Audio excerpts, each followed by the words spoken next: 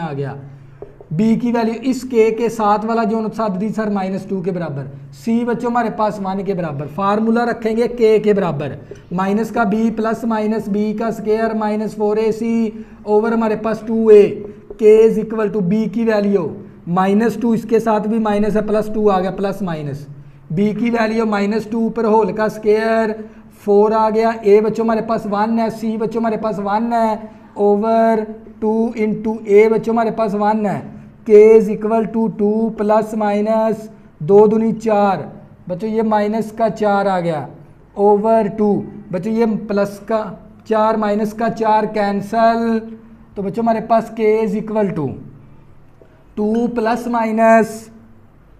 0 over 2, तो बच्चों ये देखो ये 0 आ गया इस तरफ, इसकी कोई वैल्यू नहीं होती, तो इसका मतलब क्या 2/2 आ गया, 2 के साथ कैंसर, के इज इक्वल टू हमारे पास 1 आ गया। तो बच्चों ये क्वेश्चन नंबर 4 था। अगर आपने अभी तक मेरे चैनल को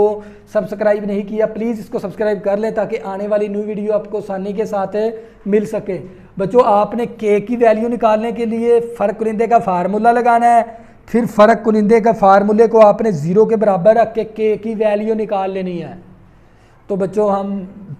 अगर किसी भी स्टूडेंट को चैप्टर नंबर 1 के अंदर 10th क्लास की मैथ में मसला बनता है, ऊपर मेरा व्हाट्सअप नंबर लिखा हुआ है, ज़रूर रब्ता करें। आपने प्ले लिस्ट के अंदर जाना है, प्ले लिस्ट के अंदर आपको एक तरतीब से लेक्चर मिल जाएंगे, इसकी एक्सरसाइज 1.1 मिलेगी, फिर 1.2 मिलेगी, फिर 1.3 मिलेगी, फिर 1.4 मिलेगी, और साथ आपको पहले मसाले मिलेंगी, फिर